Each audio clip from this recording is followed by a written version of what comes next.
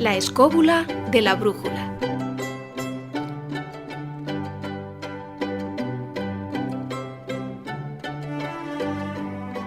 Buenas noches. De nuevo, seáis todos bienvenidos a este programa viajero, donde los más curiosos tenéis un billete asegurado para visitar lugares mágicos y conocer sus leyendas y sus historias. Antes de nada, desde La Escóbula, queremos agradeceros la gran acogida que nos habéis brindado y la cantidad de mensajes que hemos recibido, bien a través de nuestra página en Facebook o en la web del programa, laescobula.com. Gracias de todo corazón. Hoy os proponemos un viaje muy interesante al otro lado del Atlántico, a una tierra cuyo nombre guarda relación con las fiestas de Semana Santa y donde se creyó que podían hallarse las fuentes de la eterna juventud. ¿Sabéis ya a qué lugar me estoy refiriendo? Pues ese territorio no podía ser otro que Florida, al sureste de Norteamérica, el estado soleado, como también se le conoce, que por estas fechas cumple el 5º centenario de su descubrimiento. A lo largo de esta travesía y en cada una de nuestras secciones, también hablaremos de ciencia, de arte, de cosas sorprendentes e insólitas y de algunos de los numerosos misterios que salpican dicha península. Pero antes de empezar, recibid un cordial saludo de todo el equipo de La Escóbula de la Brújula. En la parte técnica, Alberto Bernabeu y Javier Sánchez Barba. Y frente a los micrófonos y por riguroso orden alfabético, Jesús Callejo, Carlos Canales, Marcos Carrasco, Juan Ignacio Cuesta, Miguel Zorita y, por supuesto, un servidor, quien os habla, David Sentinella. Y ahora sí, cogemos los enseres de viaje, sin olvidarnos de la brújula, y volvemos a subirnos en nuestro particular escóbula voladora para emprender el viaje transoceánico. ¿Qué? ¿Nos acompañáis? Pues comenzamos.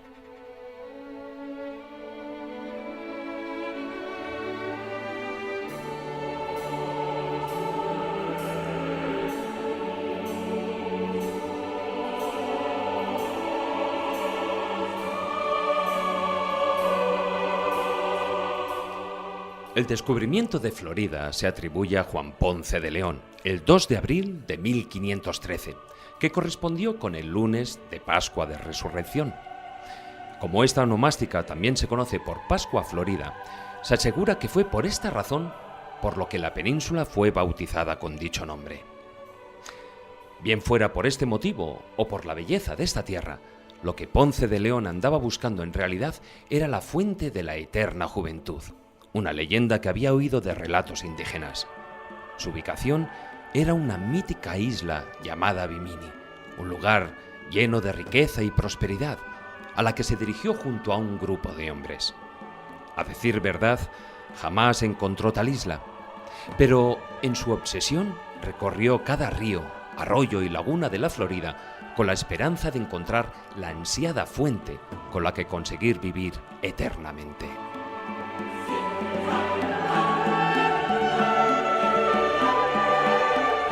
Resulta evidente que la Florida actual es mucho más que parques temáticos, con Disney World a la cabeza. Ahí está Cabo Cañaveral, el principal centro de las actividades espaciales de los Estados Unidos. O la esotérica San Agustín, la antigua ciudad española con su famoso Museo Ripley. También en estas tierras se asegura que vive el Skunk Ape, el famoso Bigfoot de los humedales del sur de Florida. ¿Y qué decir de los enigmas que esconde la construcción del Castillo de Coral? Cientos de piedras megalíticas, cientos de toneladas de roca maciza que fueron movidas por un solo hombre. Bueno, pues de todo esto y de mucho más hablaremos a continuación.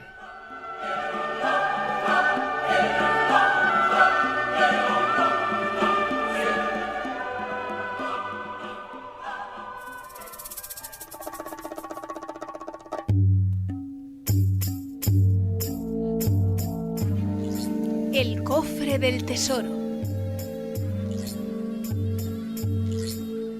Y empezamos con nuestro compañero Miguel Zorita y su cofre del tesoro. Hola, Miguel. Hola, ¿qué tal? Buenas noches. Bueno, a ver, como por arte de magia, ¿qué nos vas a sacar hoy de ese magnífico cofre? Pues fíjate qué mapa más lustroso, qué mapa mundi más genial hemos traído de 1544, nada menos. Aunque bueno, en realidad sería una copia que se conserva en la Biblioteca Nacional de París. Pero lo interesante es su autor, el artífice... Porque, perdona, pero es que me estabas preocupando. Si me es el real, no, el auténtico... No. Tendremos que hacer el programa con mucha más prisa. Pero bueno, lo interesante quizás de este mapa sea conocer un poco más a fondo la historia de su autor, del cartógrafo que llegó a componer todo este genial mapa de la Tierra conocida hasta aquel entonces, hasta el siglo XVI, que fue nada menos que Sebastián Caboto. Te voy a dar, si quieres, unos datos para que investiguemos más a fondo de dónde saca él esa información, que es de su padre, que también era un marinero de origen genovés, que llega o propone sus planes a la corona tanto española como portuguesa en torno a 1492 y les propone hacer viajes transatlánticos. Él, cuando sucede todos estos planes, tiene aproximadamente unos 40 años. ¿En quién pensaríamos? Hombre, por lógica y la razón nos llevaría a pensar a Cristóbal Colón. Efectivamente, pues es, sin embargo, otro compatriota suyo, otro genovés, que se llamaba Giovanni Caboto, conocido en España como Juan Caboto, o en Inglaterra como John Cabot, y sin embargo tiene una vida extrañamente paralela a la de Cristóbal Colón. Le hemos querido traer a esta sección porque precisamente él, pese a que es anterior varias décadas a Ponce de León, es uno de los posibles descubridores de la península de Florida. Y la historia es la siguiente. Se sabe que Giovanni Caboto había propuesto sus planes a Fernando el Católico y sin embargo este parecía que no le había hecho demasiado caso. Entonces, ante esta tesitura, él decide ir salteando diferentes cortes europeas hasta que alguien le hace caso. Y ese alguien es nada menos que Enrique VII de Inglaterra, el padre del futuro Enrique VIII. Y este sí que accede a sus planes. Piensa que no solo son ventajosos, sino que incluso pueden superar a los de Cristóbal Colón, porque conociendo la esferidad de la Tierra, si se trazase la ruta por el norte del Atlántico, se llegaría mucho antes a las Indias. Lógicamente. Uh-huh. Sin embargo, el rey de Inglaterra, esto se sabe precisamente por Pedro de Ayala, que es un espía que Fernando el Católico tiene establecido en Inglaterra, Enrique VII de Inglaterra no le propone ir precisamente a las Indias, le propone ir a otro sitio mucho más curioso, que es la isla de Ybrasil. Esta isla, que lógicamente nos remite a las tierras del Amazonas, no tiene en principio nada que ver, porque seguramente en lo que se basaba Enrique VII para enviar allí a Giovanni Caboto era una mítica isla, una isla que aparecía cada 7 años nada más, en la cual, según las tradiciones celtas que se mantenían prácticamente intactas en aquel siglo XV-XVI aproximadamente, eran donde vivía el famoso rey Breasail. Este rey celta, dentro de esas mitologías irlandesas, galesas y demás, era una especie de reino mítico que se encontraba en mitad del Atlántico y al que se supone que pudo acceder Juan Caboto, o Giovanni Caboto, como sería más correctamente dicho. Lo interesante de este tema es que, precisamente con esa excusa, sí que se sabe que Giovanni Caboto llegó a las tierras de Terranova, a toda la costa este de Estados Unidos, y ahí está la duda. Se sabe que en esa franja de 1497 a 1499, que es cuando él realiza sus viajes, pudo llegar hasta un lugar más al sur, que era la península de Florida. Uh-huh. Claro, lo que pasa es que, a diferencia de lo que haría Ponce de León, que sería por la parte oeste, exactamente, de la propia península, pues se irían de un extremo a otro. Yo me imagino que sería pues lo que hoy en día sería Cabo Cañaveral, ¿no? Sí. Ahí en la parte este. Además, con una conexión celeste también muy interesante. Su hijo, Sebastián Caboto, del que hablábamos al principio, también fue cartógrafo y también aportó grandes conocimientos, por ejemplo, en el tema de las longitudes y cómo trazarlas y demás. Y es muy interesante que él afirma al final de su vida, ya cuando está en el lecho de muerte, que él ha obtenido la forma de obtener las longitudes mediante intervención divina. Y posiblemente Lo que estaba en realidad ocultando también en su lecho de muerte es que tenía información privilegiada de dónde le pudo venir. Pues lógicamente el primer sospechoso es su propio padre, Giovanni Caboto, del que hemos hablado hoy. Pues un tema muy interesante sobre todo porque abre un poquitín más esa mente a los navegantes, a los exploradores, en este caso italiano, pero en definitiva europeos, ante esa pugna, ¿no?, por llegar a ese nuevo mundo, o para algunos las Indias, ¿no? Efectivamente. Pues muchas gracias, Miguel. Gracias a vosotros.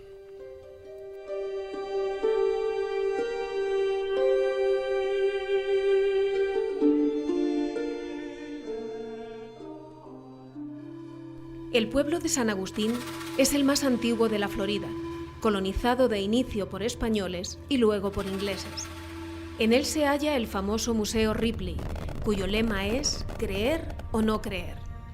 Dicho museo es producto de un viajero que coleccionó objetos raros del todo el mundo, que van desde la reproducción de una persona que nació con un cuerno hasta un equilibrista sin piernas, sin olvidar un Rolls Royce hecho con 1 millón de cerillas o un ternero disecado de 2 cabezas.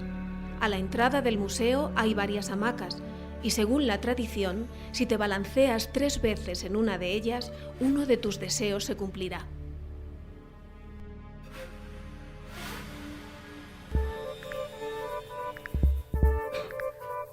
Los canales de la innovación. Y ahora entramos a fondo en nuestro apartado de ciencias, tecnología e ideas de vanguardia con Carlos Canales y Jesús Callejo en estos canales de la innovación. Buenas noches a ambos. Hola. ¿Qué tal? Muy buenas noches. Bueno, ante la muerte, en principio todos somos iguales, ¿no? Pero sin entrar en cuestiones políticas ni partidistas, ¿es posible una sociedad en la que de alguna manera todos seamos iguales? ¿Es eso tal vez el proyecto, ese famoso Venus? Bueno, primero aquí tendré que dar mi opinión. A mí personalmente no me interesa tanto la igualdad como la justicia y la libertad, que me parecen mucho más interesantes. Pero sí es cierto que lo que acabas de mencionar es un proyecto que lo que tiende es a la igualdad. Es un proyecto igualitarista de carácter utópico. Luego, en las críticas, hablaremos de los problemas que tienen las utopías desde su inicio.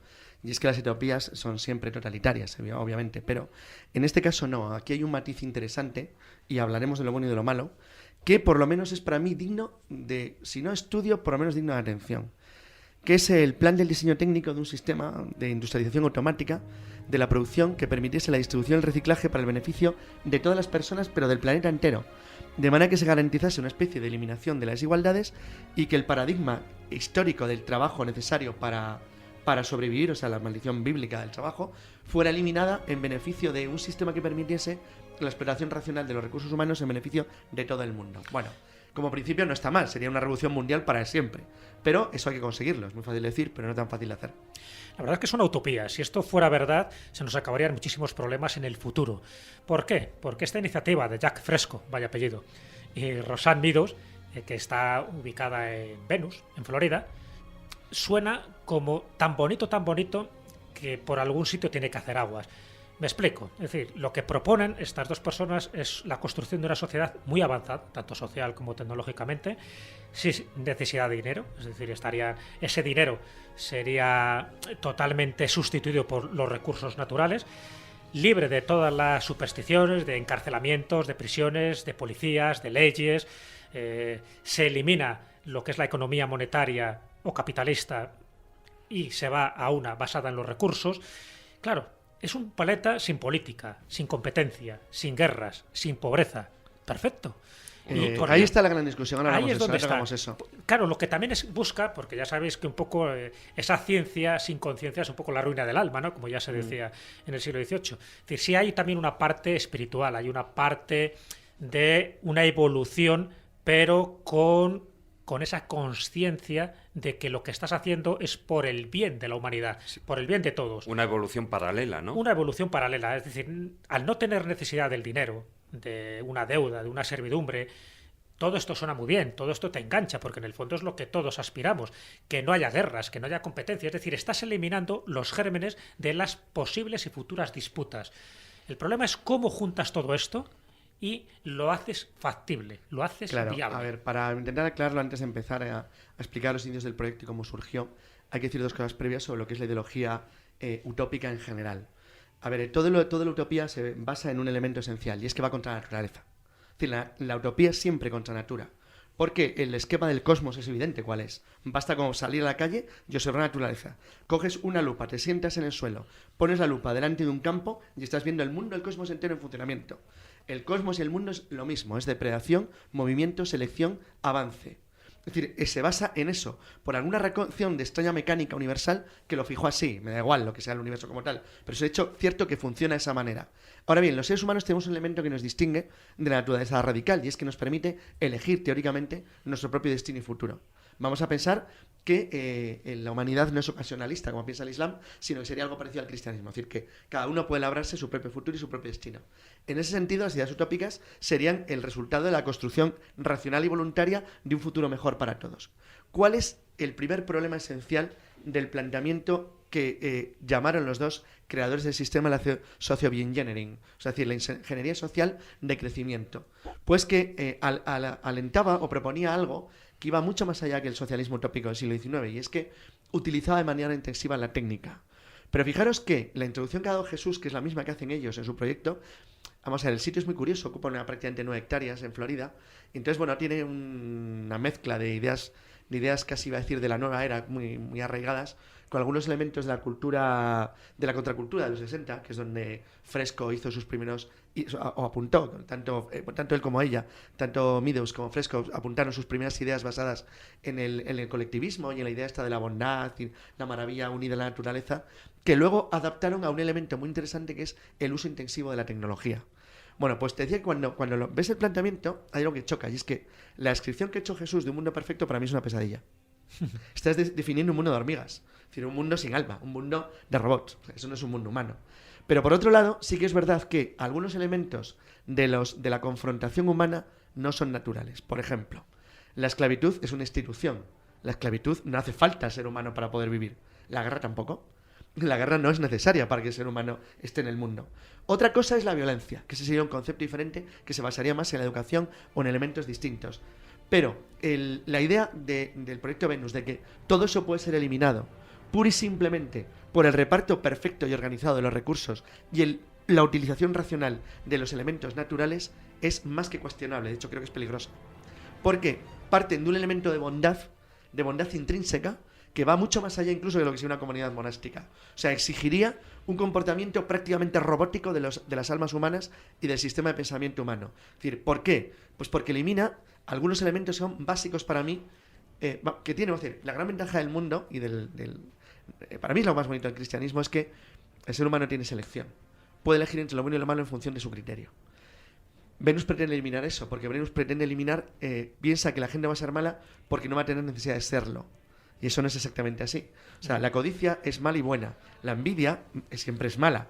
Pero la emulación no es mala necesariamente. O sea, es decir, hay cosas que pueden ser no necesariamente malas, pero que si las eliminas de la sociedad de manera radical y completa, convertirías al ser humano en algo que probablemente no avanzaría, sino que retrocedería. Y ese es el gran peligro de los proyectos utópicos, claro, que tienen tendencia a ir hacia atrás, no hacia adelante. Porque, por ejemplo, voy a poner como entre comillas simpática, Corea del Norte no ha caminado hacia un mundo más justo, ha caminado hacia una monarquía como la de los faraones de las pirámides. O sea, es decir, se ha ido hacia atrás. Es decir, tienes un mundo donde ya no solamente todos son tan iguales que son todos esclavos. Lo han logrado. Es decir, has logrado una sociedad sin esclavos en la que todos lo son. Entonces, menos la pequeña cúpula dirigente. Bueno, esto es efectivamente así. Es decir, voy a poner el caso cubano, sería muy parecido. Todo el mundo tiene tan perfecto repartido el trabajo que nadie trabaja y nadie produce nada. Entonces, si te vas haciendo cada día más pobre y cada día más atrasado. Entonces, realmente no evolucionas, no progresas. ¿Qué es lo que mueve el progreso y la evolución? Pues, en cierto modo, y no hay que decirlo así claro, la competencia. Por la competencia es la utilización mejor de los recursos naturales que tiene cada persona, lo que la naturaleza te da. Entonces, Venus tiene ahí un pequeño conflicto con su propio principio, y es que lucha y contractúa contra la naturaleza del ser humano. Entonces, aparte de esta introducción, ahora vamos a hablar lo que hacen y ya verán cómo los oyentes pillan cosas realmente interesantes y muy llamativas. Es el viejo debate, ¿os acordáis? En el siglo XVIII, donde se hablaba de si el hombre es esencialmente bueno desde el momento que nace, es decir, el buen salvaje que hablaba Rousseau, o el hombre es un lobo para el hombre, la famosa frase de Thomas Hobbes. Claro, esa naturaleza un poco ambivalente es lo que puede dar al traste un proyecto de estas características. Si el hombre es bueno por naturaleza, quiere decir que intenta ir evolucionando a nivel moral, a nivel espiritual, a nivel sociológico. Si el hombre es malo por naturaleza, según mantienen otros teóricos, pues claro, a la mínima oportunidad que tengan, pues van a utilizar un sistema depredador muy importante, de los recursos claro, muy importante económicos. esto que acaba de citar Jesús, que sea la confrontación entre el sistema jovensiano y el de Rousseau, entre el sistema natural de bondad y el sistema jovensiano, el contrato social, es superado por los teóricos de Venus Project, porque ellos sostienen, y esto es muy curioso, que el comportamiento humano no corresponde necesariamente a la naturaleza humana. Es decir, que la naturaleza humana está sujeta a reglas como cualquier orden natural, pero que los seres humanos, debido a nuestra inteligencia, tenemos capacidad racional para alterar ese comportamiento y desajustarnos sobre las leyes naturales para obtener un mundo mejor, es decir, para fabricar nuestro propio destino. Eso sí que me parece realmente llamativo e interesante, porque supera la teoría del contrato social. O sea, y eso que Venus no se planteó como un elemento de proyecto filosófico, pero es muy llamativo porque por la vía de la tecnología y de la ciencia intentarían superarlo, es decir, dar un paso más, es decir, ¿por qué vamos a generar conductas inapropiadas cuando en el fondo, si queremos, todos vamos a tener todo lo que queremos? La cuestión es que ellos parten de que ese todo lo que queremos no deriva de la competencia, sino de la enseñanza aclaratoria entre las sociedades, desde que eres niño, de qué es lo bueno y lo malo y de cuáles son tus límites en relación a una especie de orden natural. ¿Eso no podría provocar un estancamiento a nivel sobre todo intelectual? No, todo lo contrario. Porque igual crearía una sociedad conformista. Es decir, todo está perfecto, esto es un mundo claro, feliz, ese es todo el está muy riesgo. bien. Eso es un poco las ¿Para críticas. qué vamos a avanzar? Las críticas que se han establecido a este sistema, además es un sistema ya bastante avanzado, por lo menos en esas casi 10 hectáreas que tienen en esta localidad de Venus. Las críticas es que lo que propugnan dentro de ese mensaje subliminal es un establecimiento del nuevo orden mundial.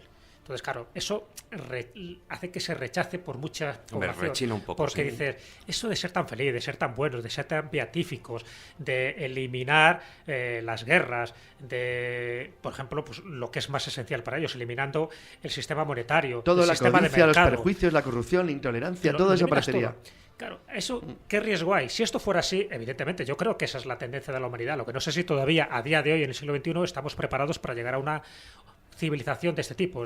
Y lo que estamos hablando es un plan global, holístico, sistémico, a la hora de crear una civilización mundial pacífica, avanzada y sostenible. Yo no sé si ahora mismo estamos preparados, pero yo creo que a eso tendemos. El problema es que si esto no se hace bien, es decir, si luego hay intereses creados, si luego hay intereses ocultos en todo esto, sí que nos pueden dar ese caramelo, como diciendo, fijaros qué felices podéis ser si os ajustáis a las normas que nosotros establecemos. Claro, para esto tiene que haber una serie de líderes. Aquí, a la mínima que te desvíes un poco de este plan, caes en lo de Gran Hermano, caes en lo del mundo feliz de Aldous Huxley. Es decir, a la Pero mínima con que te un gran desvíes. problema, claro, cuando tú partes de que en realidad la escasez y la abundancia determinan los elementos futuros del comportamiento humano, ellos dan por hecho que si tú naces en un mundo como ellos propugnan, todos los elementos que generan la desestabilización de las sociedades humanas desaparecerían en principio. Es decir, no habría codicia, no habría prejuicios, no habría corrupción, no habría intolerancia. Pero cuidado, tampoco habría amabilidad, patriotismo, es decir, simpatía. Moriría todo y te convertirías en un ser absolutamente vacío. ¿Por qué? Porque en el momento en que hubiera una distorsión, el problema de los mundos perfectos es que la distorsión de los mundos perfectos necesita represión.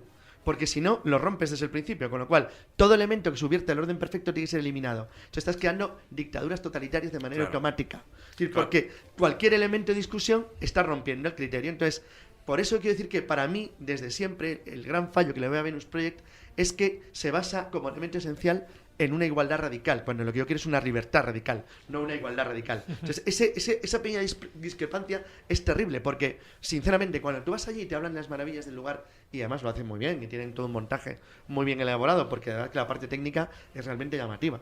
Porque ellos se centran en la creación, y ahí es donde a mí me parece un proyecto muy interesante, y es que realmente tienen las fundaciones, asociaciones y grupos que están detrás, algunos tienen ideas técnico-científicas muy, muy avanzadas, que dices, ostras, qué bien pensado esto. Pero claro, lo que choca luego es con la parte humana, con la parte que curiosamente es más sencilla, con la parte del orden y la estructura de la sociedad que quieren crear, que es donde yo creo que eso quebraría a los 5 minutos. Oye, ¿y no suena esto? Es que a mí me está dando un tufillo así como a religión, ¿no? O sea, a una nueva religión, a un aparente cambio de sociedad, pero para controlarla.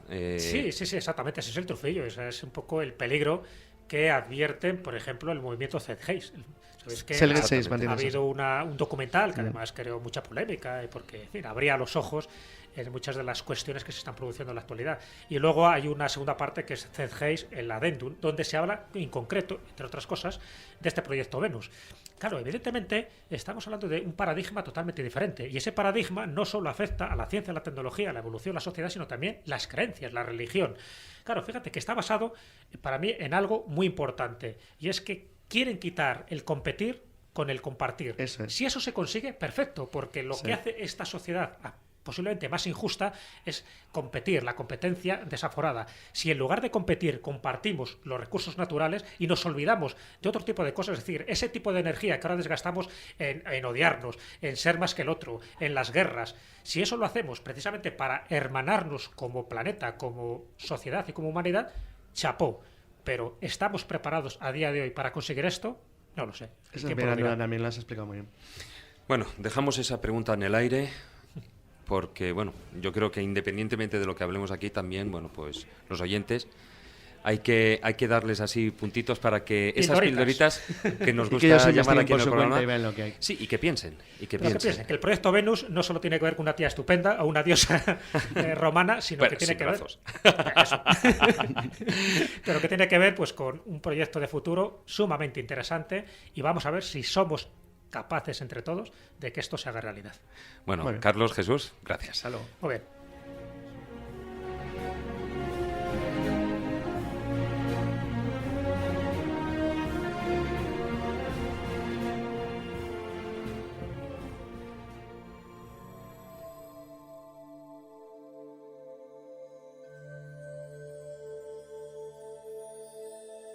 En el centro de la ciudad de Kissimmee, en Florida, podemos encontrar el Monumento de los Estados, construido en 1942 tras el ataque sorpresa a Pearl Harbor, como símbolo físico de la unidad americana en los oscuros días de principios de la Segunda Guerra Mundial. Tiene 15 metros de altura y está compuesto con más de 1.500 fósiles y rocas provenientes de los diferentes estados de la Unión y más de 20 países de todo el mundo.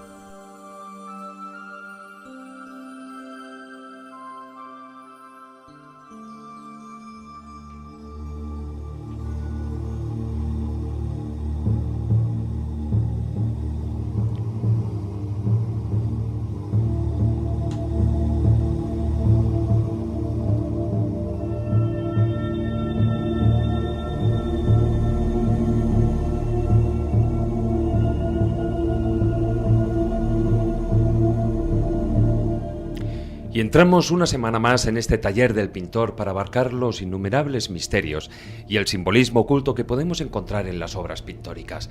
Y aquí tengo a mi izquierda y a mi derecha Juan Ignacio Cuesta, Marcos Carrasco. Buenas noches. Hola, muy buenas noches. ¿Qué cuadro tenemos hoy al hilo, me imagino, de esa tierra de la Florida? Pues bueno, amigos oyentes, David, Juan Ignacio, tenemos un cuadro que podríamos titular, ya que no tiene título. Consulta al chamán de la tribu. Es de un pintor ya fallecido llamado Noah Billy. Es un artista pintor indígena norteamericano del pueblo semínola de la zona de Florida. Parece ser que representa a unos nativos, quizá una familia que va a realizar una consulta a este chamán, un chamán que va ataviado con una túnica de vivos colores, lleva un tocado y un gorro con una pluma ceremonial, y este personaje está trazando en la tierra, despacio, con una rama, unos círculos y una serie de signos mágicos, pues a manera de invocación. Recordar a todos los oyentes, Marcos, que pueden ver este cuadro incluso ampliado, todos estos detalles que vais a ir comentando y todo ese simbolismo en nuestra página web, en laescóbula.com, ahí en el apartado del taller del pintor. Sí, perdona que te haya interrumpido, pero yo creo que era necesario recordarlo. Sí, es necesario porque precisamente para atender a esta descripción deberíamos tener el cuadro delante. Y como seguía con la descripción, este brujo chamán está a los pies de esta familia que espera el resultado de una consulta pues, con total expectación y solemnidad. Hay dos partes en el cuadro, la de abajo que es cálida, en unos tonos cálidos que podrían significar pues, el mundo real. y luego la parte superior y en la lejanía está reflejada pues con tonos azulados, ¿no? La parte superior de este cuadro y a través de las ramas de los árboles se despliegan en el firmamento lleno de estrellas una serie de espíritus que acuden a la llamada del brujo, pues con forma de animales, águila, oso, lobo, felino. Tienen ojos maliciosos y son los espíritus de la naturaleza, o del bosque, que podríamos añadir, ¿no? Pero hay un ser innombrable a la derecha, arriba a la derecha si nos fijamos, que está semioculto en el extremo superior derecho del cuadro y que parece ser la invocación, pues, digamos, del gran espíritu, del poder del que todo lo gobierna, ¿no? Lo no manifestado. Tiene 2 grandes cuernos y una pluma en la cabeza. Esta figura que mira con penetrantes ojos vacíos al espectador y es en última instancia el que encarna el orden de todas las cosas. Este ser es el que el chamán está llamando junto con estos otros espíritus en forma de animales, y justo en ese momento le está dando la gran revelación que la familia acude a la consulta y que está esperando. Realmente ese gran espíritu del que estamos hablando y que está representado justo en esas nubes es uno de los muchos nombres que tienen el gran dios o el gran espíritu para los indios norteamericanos y las diferentes tribus. En este caso concreto, este se llamaría Fishhaki-Comanche. Vaya que sencillo. Nada menos. Que es, además tiene su propio diablo, su propio enemigo que se llama Yohuegua. Que es curioso, las tribus semínolas vienen de la etnia de los Muskogee o los Creek y se establecieron alrededor de la Florida en diferentes clanes que tenían un tótem en concreto. Unos tenían ciervo, viento, castor. En total eran 14 clanes. Posiblemente esos animales que figuran en la parte superior, que están en la parte mágico, onírica, incluso yo diría enteogénica del cuadro, están haciendo referencia a esos tótem, a esos animales protectores de la tribu desde tiempos inmemoriales. Hay una cosa muy curiosa en el cuadro que hemos estado comentando antes, y es que refleja la vegetación de la zona de los Everglades, que es donde estaba la tribu de los semínolas, con una serie de ramajes, de ramajes que tienen como una especie de parásitos. Esos parásitos podrían hacer referencia precisamente a las sustancias enteogénicas que vienen del mundo vegetal y que se utilizaban en este tipo de ceremonias. Por ejemplo, algo que nos llevaría a las enseñanzas de don Juan de Castaneda. Pues así es, Juan Ignacio y amigos oyentes. Esta representación del cuadro es como una puesta en escena de un contacto del brujo de la tribu, como hemos dicho antes, con el gran espíritu. Esta visión se vincula de algún modo con las enseñanzas de don Juan, como ha dicho Juan Ignacio, el brujo yaqui que nos habla Carlos Castaneda. Este autor nos cuenta en sus libros el concepto de Nahual contrapuesto al del tonal, que no tiene nada que ver con un dios, una entidad vasta, infinita, que todo lo contiene. Todo lo transforma y consume y devora en el río de la existencia. Es una especie de entidad que es el emblema del vacío y es similar al concepto budista del gran todo, ¿no? Y está contenido también en nosotros y nosotros participamos de él, ¿no? Y es la única parte que nos capacita para crear y está unida convenientemente a la inspiración. Una gran parte de las culturas indígenas americanas participan de este principio. El chamán o brujo, mediante un trance místico y en ocasiones propiciado por sustancias alucinógenas, se pone en contacto con este gran ente que gobierna la naturaleza, que da una serie de pautas para el individuo y que en definitiva pues conduce a las visiones futuras y es dueña pues de los sueños, ¿no? De los sueños de esta tribu, que vivía en una zona absolutamente alucinante, una zona pantanosa como hay pocas, y que nos ha traído sonidos de un pasado muy remoto. Uh-huh.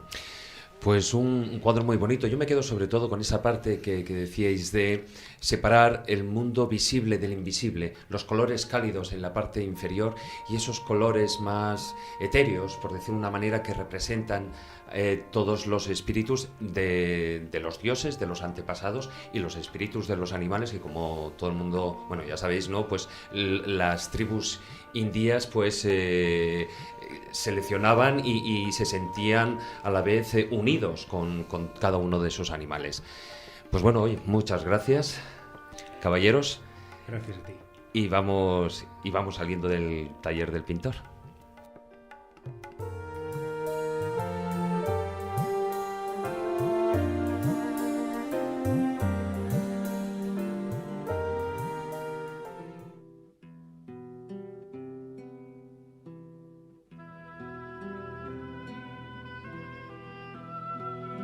En el norte de Miami Beach hay un monasterio románico español del siglo XII. Es el edificio más antiguo en el hemisferio occidental. El magnate de los periódicos William Randolph Hearst hizo que este monasterio segoviano fuera desmontado piedra por piedra y traído a los Estados Unidos en la década de 1920. Actualmente sirve como la iglesia episcopal de Saint Bernard de Clairvaux.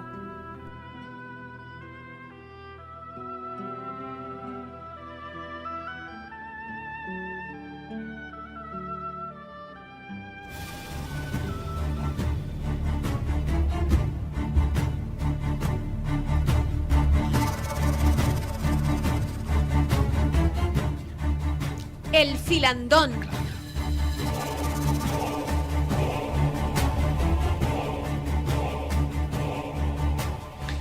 Y llegamos al filandón, y hoy en busca de la inmortalidad, porque siguiendo la senda que trazara Ponce de León en busca de esas fuentes de la eterna juventud, vamos a hablar de esos mitos y de los numerosos intentos que el ser humano ha hecho para conseguir alargar la vida a través de los 3 caminos clave, al menos para mí no lo que son, para los mitos de la búsqueda de la inmortalidad, que son, por una parte, la alquimia, por otra parte, la sangre, y evidentemente el tercero es la magia.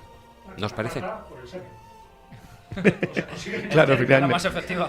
Sí, de hecho es la única garantizada. bueno, eso es para perpetuar la raza, la especie, ¿no? Pero tanto como inmortalidad, no sé yo... Bueno, todo muchas veces. Hombre, es una buena excusa, sí.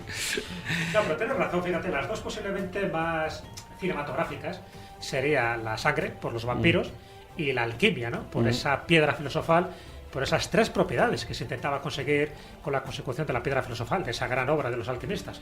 Por una parte era convertir en oro los materiales innobles, por otra parte era alargar la vida y por otra parte, para mí la más interesante, conseguir un conocimiento profundo, tanto de la naturaleza como de ti mismo. Pero siempre lo que se anhelaba era eso, el perpetuarse, el alargar un poco más la vida. Bueno, ya conseguir la inmortalidad sí que forma parte de ese tipo de mitos, por ejemplo, la isla de los inmortales de los chinos, o incluso el gran emperador, el que hizo la Gran Muralla, el que hizo todas esas grandes obras ciclópeas, entre ellas puso un mausoleo, ¿no?, que todavía está por descubrirse. Sabes que él muere cuando intenta localizar un elixir que le alargue la vida. Él lo tenía todo, era, bueno, fíjate, el gran emperador. Entonces, lo que no se podía resignar es a morir como un Mindundis, como uno más dentro de todos los siervos que él tenía a su alrededor. Entonces, quería conseguir esa inmortalidad. De hecho, se embarca en un largo viaje en busca de las islas de los inmortales de los chinos, y ahí, a base de probar pócimas, pues una de ellas le da una diarrea de la muerte y queda muerto, creo que en el 210 a.C. Bueno, pues ahí tienes ese leitmotiv que se da en muchísimos personajes de la historia, pero también en muchísimos personajes de la leyenda. Toda la saga de Gilgamesh, en el fondo, lo que va buscando este rey de Sumeria era la famosa, en este caso no es la piedra filosofal, pero sí una planta acuática cuyo secreto tendría Utpanistín, que sería el Noé de estas sagas sumerias. Allá que va Gilgamesh y es todo un peregrinaje, toda una odisea en busca de conseguir la inmortalidad. Así que yo creo que forma parte de ese inconsciente colectivo. Sí, de hecho yo creo que la tradición de los inmortales, por así decirlo, está tan extendida que incluso leyendas que poco o ningún fundamento tienen, como por ejemplo la que se hablaba en la Edad Media del escudero de Carlomagno, que superó los 360 años, se suponía, y demás, fue creída a pies juntillas hasta el siglo XVII, por ejemplo. Hay algunos historiadores que lo mencionan como cierta esa historia, pero que biológicamente, pues claro, no tiene ningún tipo de sentido.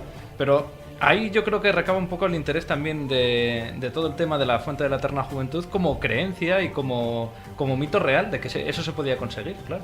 Era una, aparte de todo es importante porque era una idea muy arraigada. A finales del siglo XV se popularizó mucho en España junto a novelas de caballería, una versión en aljamiano. El aljamiano sabéis que era el castellano pero escrito con letras árabes, de Abdelkadir, que lo que hacía realmente era recoger unas viejas leyendas que eran las que se llamaban las historias acerca de la vida de Alejandro, en las cuales había una historia de las famosas novelas en las que Alejandro Magno era el protagonista, en el que suponía que él y un sirviente, pues recorrían el mundo en busca de una fuente que daba la vida a la eterna juventud en un lugar remoto al otro lado de Eurasia. Este tipo de leyendas se van recogiendo y transmitiendo a lo largo del Renacimiento, el Renacimiento europeo, y en España tiene un gran éxito, y llegan finalmente a impregnar tanto el pensamiento de los primeros aventureros y conquistadores españoles en América, que los primeros rumores que les llegan de la posible existencia de una fuente o de algo que permite dar la vida eterna o rejuvenecer a las personas son tomadas a pies juntillas, hasta el extremo de que realmente llegan a creerlo. Lo que ocurre que en realidad había como dos partes. Por un lado, hasta qué punto podemos creer que ellos de verdad pensaran eso, y por otra parte, hasta qué punto realmente lo buscaron hasta el extremo de que no lo utilizaron para justificar otro tipo de viajes o de recorridos de conquista que tenían realmente un objetivo que iba en realidad muchísimo más allá que meramente verse agua de un chorrito, a ver si te quedabas de puta madre, iba a decir, y te reconocías por los años. No, es que es importante porque muchas veces alguien se puede pensar que la gente de la época era tonta, y no lo era en absoluto. O sea, no voy a decir ahora que Pietro Martín de Angera, por ejemplo, cuando escribe sobre el tema, lo considera ya una leyenda y un rumor, sino que realmente muchas veces servía para canalizar o justificar otro tipo de acciones, que yo creo en el fondo es lo que lleva adelante Ponce de León. Bueno, Pedro Martín de Angera no debía ser muy tonto cuando era el profesor de los príncipes, por ejemplo. Entre otras cosas, era preceptor, efectivamente. Pero acá hay la idea, yo creo que siempre ha flotado, ¿no?, un poco entre los historiadores, y realmente Juan Ponce de León, este vallisoletano de Santerbar de Campos, encontró Florida, la península de Florida, en busca de la fuente de la Eterna Juventud, o realmente no. Es decir, que lo de la fuente de la Eterna Juventud era como una disculpa que luego escritores posteriores han querido añadir, pero que realmente lo que iba buscando era tierras nuevas para colonizar, para conquistar. Claro, es verdad que cuando él va en busca de esa supuesta fuente de la Eterna Juventud, que por otra parte los indios Boriquén en Puerto Rico ya se lo habían comentado, es decir, eso era un viejo mito, igual que pasaba con el dorado en lo que era Sudamérica. Sí, porque él en realidad buscaba Bimini, ¿no?, esa isla mágica. Las ubicaciones donde le decían que estaba no era en la península de Florida, sino era en Bimini, lo que es actualmente las Bahamas. Lo que pasa es que él, para de que va bebiendo de distintas fuentes, ríos, incluso charcos, para ver si rejuvenece sus pelos canosos. Ya tenía 52 años en el momento en que él embarca en marzo de 1512, y no encuentra nada, pero claro, a base de buscar, oficialmente localiza y digo siempre oficialmente, sí, porque ahora diremos oficialmente que realmente no es así. Cuando en 1513, pero eso ahora se está conmemorando los 500 años de la llegada de Ponce de León a las costas de Norteamérica, llega a la península de Florida. ¿Por qué digo que no? O sea, son como dos cuestiones aquí un poco a debatir que me parecen interesantes. Si realmente iba buscando la fuente de la Eterna Juventud, yo creo que no, por lo menos de una forma exclusiva. Y la otra, lo que él encuentra ya estaba encontrado. Es decir, claro, qué curioso que, por ejemplo, en esos mapas imposibles, en esa cartografía extraña, ya aparezca la península de Florida, por lo menos dibujada someramente, antes de 1513. Y me refiero a dos mapas: el mapa de Cantino de 1502, el mapa de Wassermüller, el mapa que por vez primera aparece la palabra América, de 1507, ya está dibujada la península de Florida. ¿Qué quiere decir? Que antes de Ponce de León hubo allí navegantes, hubo allí españoles o portugueses que ya sabían de esa existencia, y que luego, a través de esa cartografía prohibida, secreta, gracias pues sobre todo a los cartógrafos alemanes y los portugueses, que eran los que más renombre tenían en el momento, llega posiblemente a oídos de Ponce de León, y lo que él hace, igual que pasa con Magallanes cuando hace lo del estrecho, o lo que hace, por ejemplo, cuando se descubren otras tierras, incluso el propio Océano Pacífico, siempre ha habido alguien que lo ha descubierto. Pero claro, no es una leyenda, sino que forma parte de esa cartografía. Claro, lo que ocurre es que vamos a separar lo que es la historia organizada de cómo se construye la leyenda o el mito, y lo que puede haber detrás. Hay un hecho que es cierto. En una famosa obra que es la Historia General de los Hechos de los Castellanos en las islas y tierra firme de la mar Océano, que es una obra de 1575, el autor, Cid Antonio Rey Tordesillas, recoge una historia que a él le cuenta Hernando de Escalante y Fontaneda, que se suponía que había naufragado cuando era un niño en las costas de la península de Florida, y pasó 17 años viviendo con los indios de la zona. Entonces, en la relación, en función de lo que le cuenta Escalante, Escalante le menciona o le cuenta la historia de Ponce de León en 1513 intentando buscar un río que llamaba, fíjate curioso el nombre que le da, el río Jordán. O sea, no deja de ser interesante Claro. desde el punto de vista de lo que es la cultura simbólica de los conquistadores. Una cultura judeocristiana. Claro, que en él se suponía que daba o concedía la vida eterna, o al menos amortiguaba los efectos de la vejez y permitía obtener de manera inmediata una salud y un vigor que no se tenía por qué tener sobre la edad. Ahora bien, si esto es así, significa varias cosas. Primero, obviamente Jesús acaba de demostrar, porque no hace falta hacer mucho, que la península de Florida era conocida ya cuando llega a Ponce de León. ¿Para qué hablar 2 años después, cuando Alaminos hace el primer recorrido por la costa y el interior y descubre en la corriente del Golfo, el Gulf Stream, la forma de facilitar la tornavuelta, o sea, el regreso a Europa desde América, aprovechando las corrientes internas del propio mar? Bueno, ¿por qué los castellanos sabían esto? Bueno, pues porque sin duda alguna gente como Hernando Escalante Fontaneda habían estado ya allí. O sea, había gente que conocía la península y probablemente la habían descubierto a través de pura y simplemente de navegación casual al norte del Paso de Bahamas, a la distancia entre Key West, entre Cayo Hueso y Cuba es de 90 millas, o sea, están pegados. O sea, realmente cualquiera que llegara a los cayos del sur de Florida y recorriera lo que hoy es la Overseas Highway, la carretera que va sobre el océano, pues acabaría tropezándose con lo que hoy es Dade County, donde está Miami, claro, enseguida. Entonces era muy normal, era casi evidente que cualquier navegante cubano, aunque solo fuera por casualidad y navegación costera, había topado con la península de Florida por lo menos 10 años antes de que llegara a Ponce de León. Sí, de hecho, fíjate que es curioso que la expedición de Ponce de León encuentran un nativo que habla castellano. Es decir, no me imagino que se hubiese hecho un viaje de Erasmus. Pues se hubiera venido nadando hasta España. Entonces es mucho más fácil creer que luego también sucedió, por ejemplo, en las expediciones de Hernán Cortés, que algún tipo de embarcación naufragase y algunos españoles acabasen allí de forma accidental o de forma premeditada que fuesen investigando. En el caso de Hernán Cortés fue Jerónimo de Aguilar, al que encuentran ellos años después, y es el que le sirve de intérprete con los propios indios mexicanos. Pero también es curioso lo que apuntábamos antes de que fuesen por una expedición buscando algo más mágico, diríamos.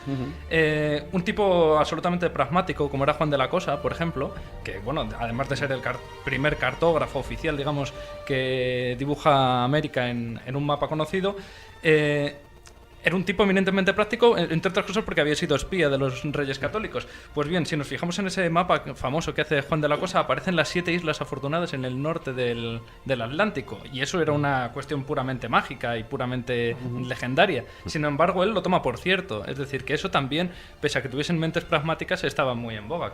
Que adoptasen esos mitos y esas leyendas como excusas para seguir adelante, claro. Hombre, de lo que no cabe duda es que Ponce de León, fuera por una razón o fuera por la otra, no llegó a encontrar esa fuente de la eterna juventud, ya que en el año 1521 falleció en La Habana, ¿no? Sí, exactamente. Hombre, se cachondearon bastante de él, porque si fuera cierta parte de la leyenda de que él iba encontrando o iba en busca de las fuentes de la eterna juventud que le habían dicho en Puerto Rico los indios boriquén, sí que le situaron por Bimini y sí que él se sabe que probó varias aguas de los que, por si acaso, dice, vamos a ver. Claro, él llega mucho más viejo, más envejecido, porque este tipo de expediciones no es como ahora, y entonces se cachondean de él. Encima dicen que, para colmo, tenía los cotelleos de la época, no es de ahora. Dice que no podía satisfacer a su joven mujer, y entonces eso fue un acicate más para intentar conseguir la fuente de la eterna juventud. Es porque buscaba la fuente de la eterna juventud en vez del Viagra, si no, claro, hubiera tenido una pastilla azul y hubiera solucionado el problema. No, evidentemente no lo consigue y al final pues muere pues como muere, y bastante. Además, incluso rico, superó la media de edad. Hecho, era demasiado rico. De hecho, falleció por una flecha envenenada de los propios indios, ¿no? Las flechas de hierba, pero el problema es que ten en cuenta que, por ejemplo, muchas veces se habla siempre hay una manía de hablar de los exploradores conquistadores españoles como poco más o menos que seres desarrapados. Eran gente en general culta, bastante con buenos medios económicos. Bueno, para que hablar Hernán Soto, cuando llega al delta del Mississippi, son los tíos más ricos de España. Sí, pero es verdad que tanto Ponce de León como muchos de los exploradores de esta época eran gente enormemente preparada, con un nivel de cultura recentista muy elevado, sabían perfectamente lo que hacían y lo que buscaban y nunca hablaban de tonterías. O sea, realmente yo soy de los que quiere creer que Ponce de León llega atraído por un mito, pero porque le apetece estar atraído por ese mito y le permite, bueno, pues hacer la primera exploración seria de lo que luego va a ser, bueno, pues la principal agarradero de España en lo que hoy es los Estados Unidos, y que con el tiempo, años después, gracias a Méndez de Avilés, pues sería la construcción, que es San Agustín, de la primera ciudad, la ciudad más antigua, lo que es los Hay Estados un parque Unidos. arqueológico donde dice que tiene Sí, la fuente de bueno, la es muy Eterna curioso, Juventud. han montado una especie, bueno, tiene muy cerquita, han montado una especie de San Agustín, está realmente en un sitio donde, sinceramente, yo soy de los que piensa que no tenía que ser la zona en la que buscó, si es que buscó algo, Ponce de León. Pero bueno, han hecho una cosa graciosa, una especie de parque temático tipo Disney, donde, bueno, hay una puerta así como la de, no sé, como la de, iba a decir como la de King Kong, pero en pequeñito. Tú entras en el parque y bueno, y la gente va ahí, bebe agua, te dan agua embotellada de la fuente de la Eterna Juventud, y bueno, pues muy bien.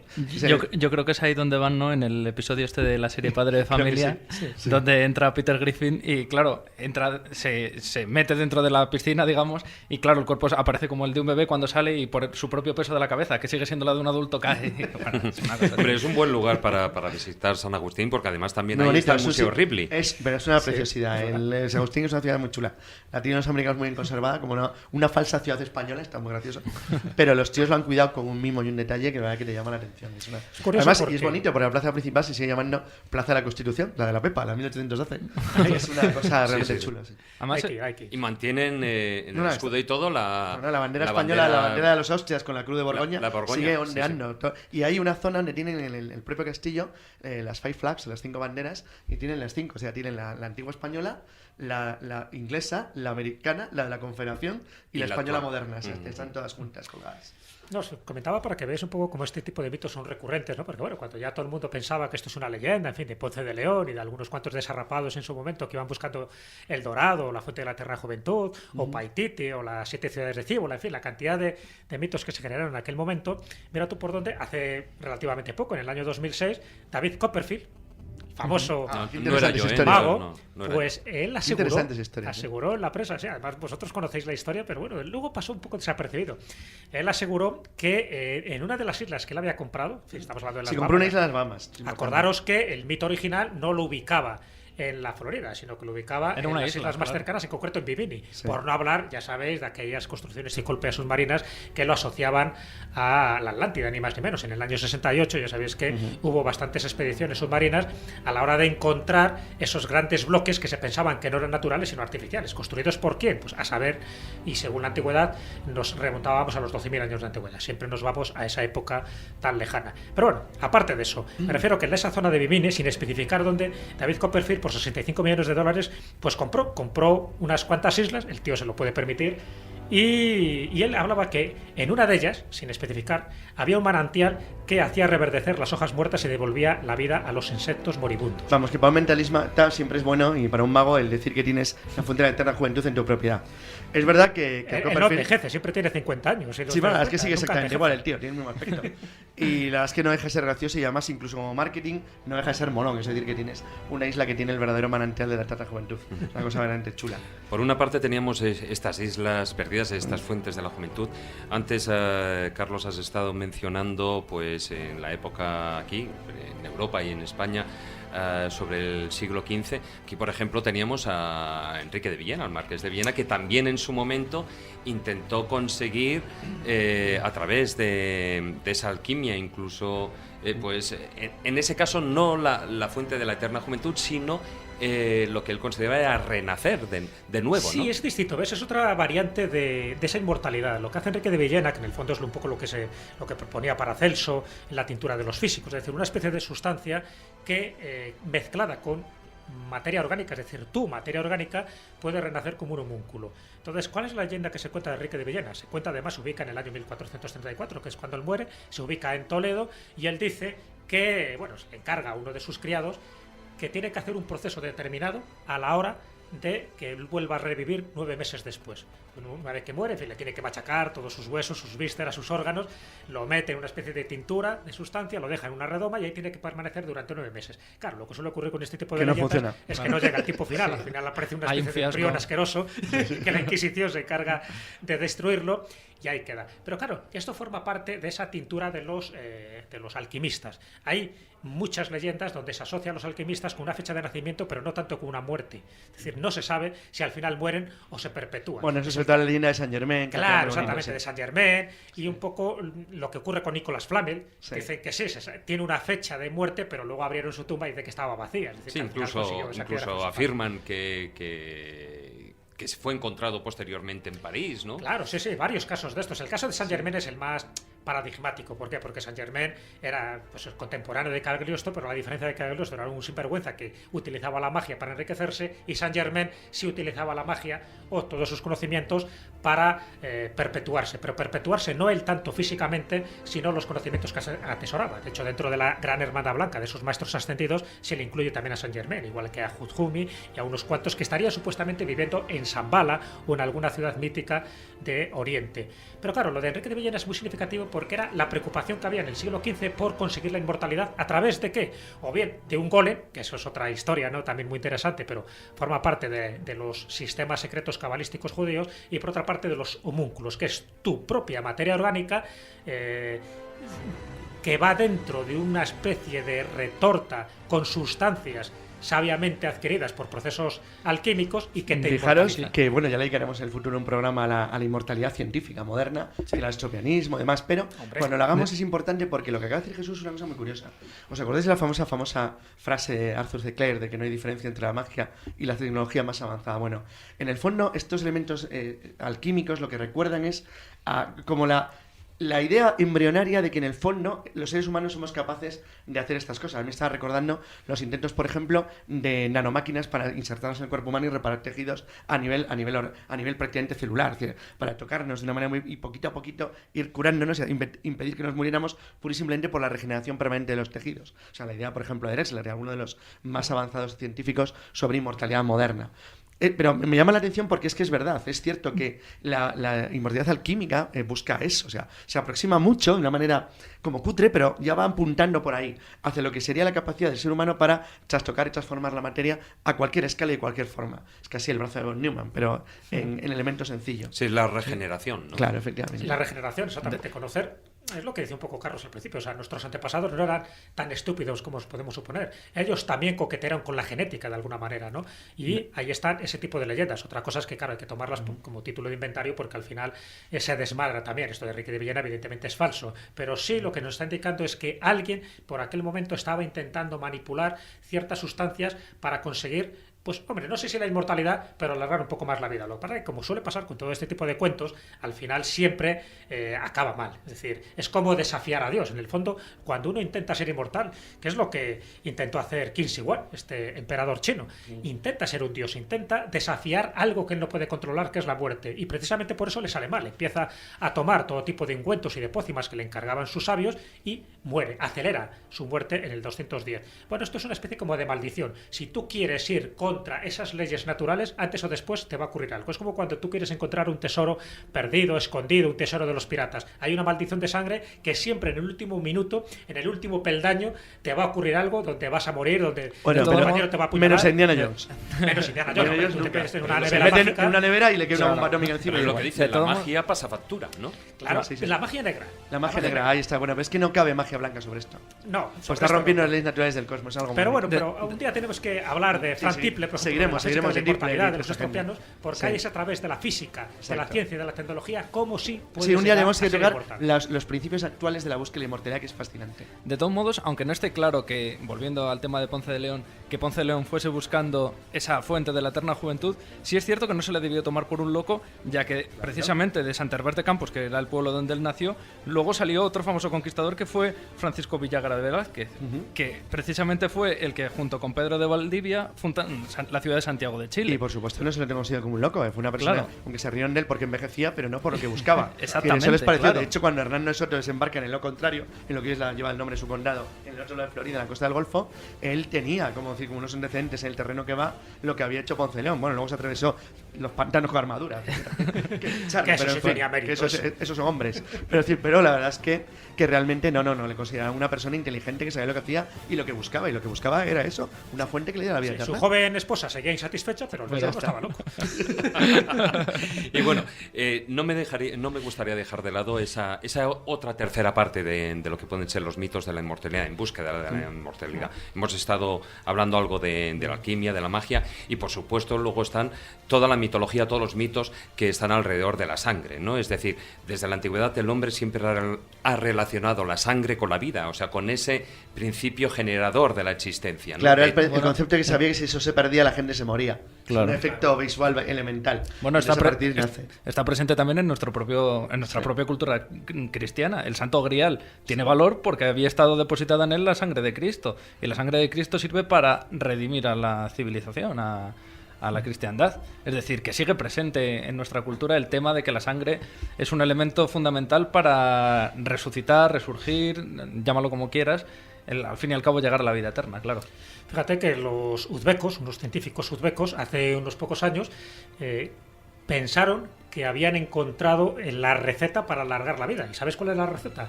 Sangre, pero no humana, sino sangre de tortuga. Bueno, como las tortugas viven mucho, algún tipo de sustancia, de elixir vitae, tiene la sangre de tortuga que en transfusiones junto con otro tipo de vitaminas, en fin, de proteínas, pues alargaba la vida. Bueno, pues ahí está, son estudios científicos de los uzbecos, la sangre de tortuga. Es cierto que casi siempre todos los nuevos métodos que yo conozco, y más o menos estoy al día, porque la verdad que es un tema que me interesa, porque no deja de ser algo interesante como la gente se empeña en vivir más, ¿no? A pesar de que al final pues acaban todos pues como tienen que acabar, ¿no? Y además, precisamente por bien de la humanidad. Si fuéramos todos inmortales, sería un planeta No, pero inhabitable. a ti se te ve bien, ¿eh, Jesús? No, Sí, ¿no? Sí, Se me ve tus bien, 115 pero años los no llevas puedo bien, contar sí. mi secreto. Pero fijaros que estaría, por una parte, la sangre, con todos los mitos que conlleva la sangre. Por otra parte, estaría las técnicas de regeneración celular, estoy hablando de técnicas modernas. Estaría la melatonina, se ha encontrado un poco que retrasa la oxidación y, por lo tanto, el envejecimiento. Ya sabéis que el envejecimiento, eso no es nada nuevo, se debe al aumento de los radicales libres, que son estos átomos de oxígeno y nitrógeno. Por lo tanto, como sabes la causa, sí puedes paliar los efectos de esa causa. También estaría a través, bueno, pues el agua, curiosamente, ¿no? Lo de las fuentes de la eterna juventud sí tiene una razón de ser porque, y os pongo solo un ejemplo, además afecta a España. Sabéis que hay una población que está en las Alpujarras granadinas que son muy longevos. Y además dicho por la Organización Mundial de la Salud, que es Lanjarón. ¿Y en Lanjarón por qué se caracteriza? Agua mineral. Por el agua mineral que tiene. Pues ya tienen la publicidad gratuita hecha. No, pero es que es verdad. O sea, Bueno, que nos está invitarán, reconocido. espero. Evidentemente también por la altitud, estamos hablando de las Alpujarras, por la dieta, etcétera, etcétera, no solo el agua, ¿no? Pero, fíjate, esto no es un chiste, pero si juntas a un islandés, a un japonés y a un gallego, ¿en qué se parece?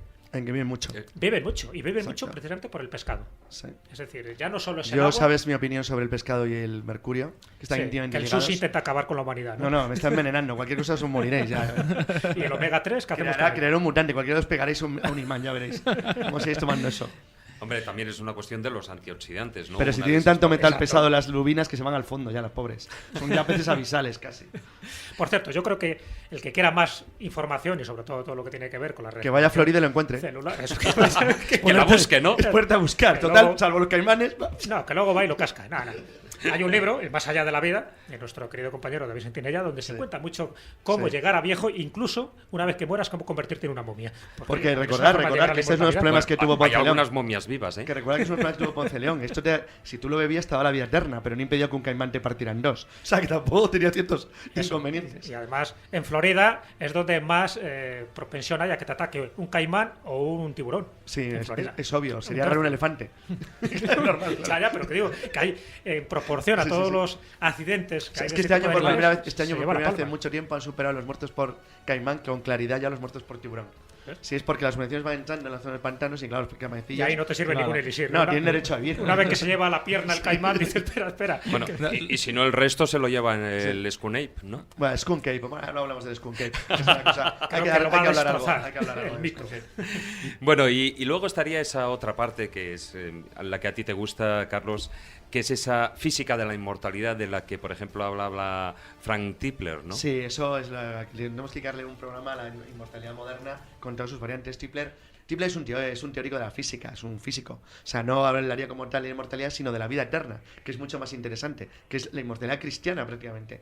Tipler, que es ateo, no deja de ser fascinante porque lo que ha creado es una teoría, se basa en la teoría del punto omega de Teilhard de Chardin, en la que él sostiene, bueno, esto es un buen candidato al premio Nobel, por cierto, sostiene que en realidad el mundo, el universo entero camina a lo que él llama el Big Crunch, que sería algo así como la contracción final, después de la cual se recrearían todas las vidas posibles que hubiera podido haber en el tiempo del universo.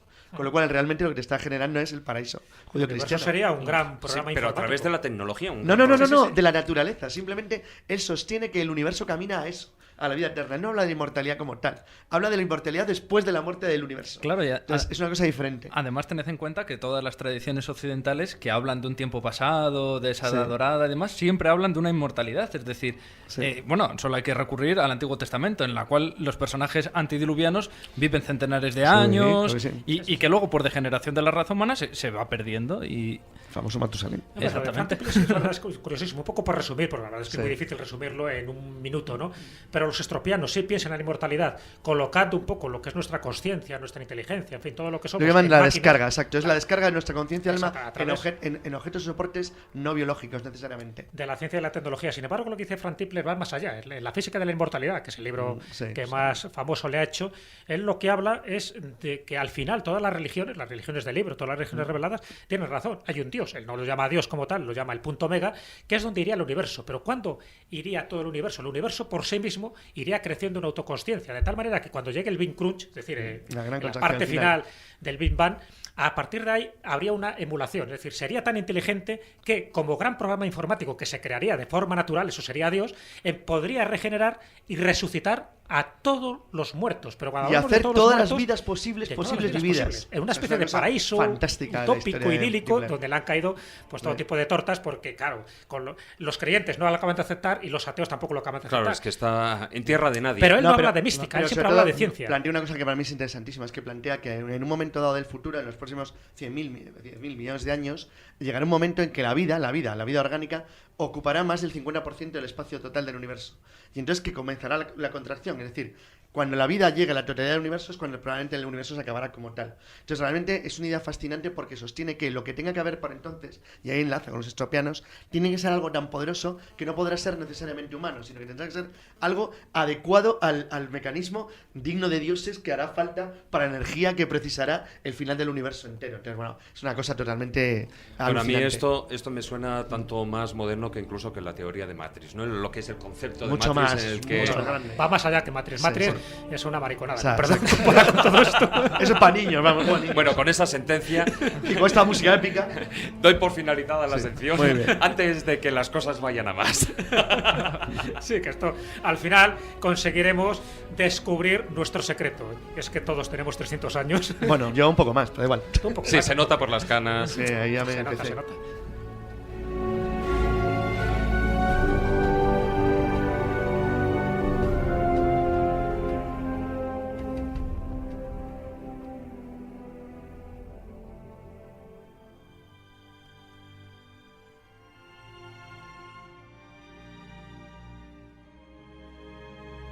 Existe un parque estatal en Florida conocido como el primer parque debajo del agua, donde se puede ver la famosa estatua de bronce llamada el Cristo de las Profundidades. Tiene 2,7 metros de altura y está a 8 metros de profundidad en el Santuario Nacional Submarino de Key Largo.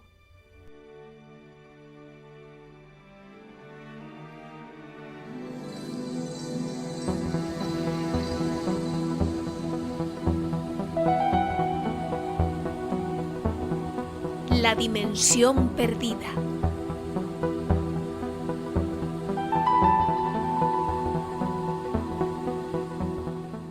Y en la dimensión perdida de esta semana nos vamos al sureste de la península de la Florida, donde nos encontramos con uno de los enigmas más increíbles de esta tierra.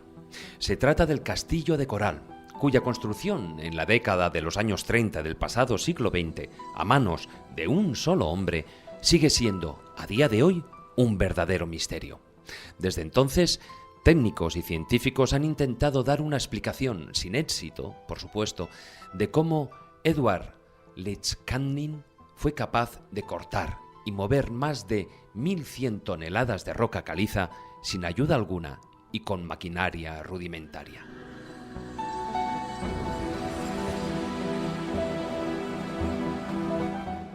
Edward Letzkalnin nació en 1887 en Riga, capital de la actual República de Letonia. A los 26 años conoció al único y gran amor de su vida, la joven Agnes, que tenía 10 años menos que él, pero justo el día antes de la boda, Agnes cambió de opinión y abandonó a Edward, que quedó tremendamente desolado. Entonces el joven Edward decidió alejarse y emigró a Estados Unidos, donde acabó por asentarse en Miami. Sin embargo, lejos de olvidar a su dulce 16, como él solía llamar a Agnes, decidió dedicar el resto de su vida a construir un castillo en su honor y recuerdo, con la esperanza de que algún día volviese junto a él.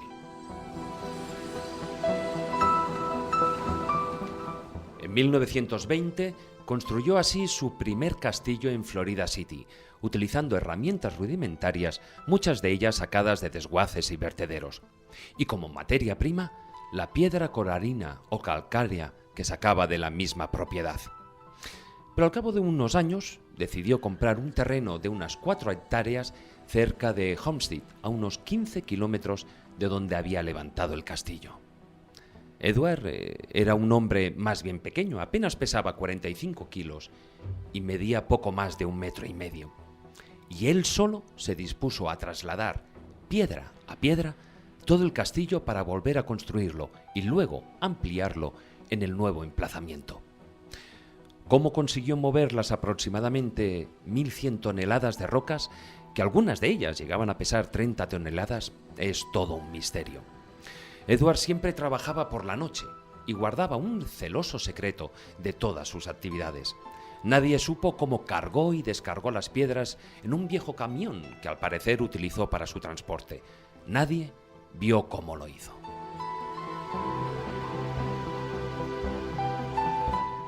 Ya en el nuevo destino levantó una muralla para guardar su intimidad. Cada sección de la muralla, formada por bloques de 2,5 metros de altura, por 3 de ancho y 3 de lado, pesa unas 60 toneladas. Se desconoce a día de hoy qué técnica empleó para hacerlo. Algunos han bautizado la construcción con el nombre de el moderno Stonehenge, por las proporciones megalíticas que alberga. Unos niños incluso dijeron que una vez vieron cómo Edward transportaba unos enormes bloques de piedra que levitaban literalmente en el aire, como globos de helio. Este dato, junto al generador magnético que inventó, han originado 1000 debates entre técnicos y científicos, ya que, según el mismo Edward dejó escrito, se valió de la manipulación de los campos magnéticos terrestres para magnetizar las piedras y atraerlas, sin esfuerzo, hasta su ubicación. Haciendo gala del secretismo que rodeó toda su vida, nunca dio más información al respecto. Otro interrogante es cómo pudo construir y montar la enorme puerta giratoria de la entrada.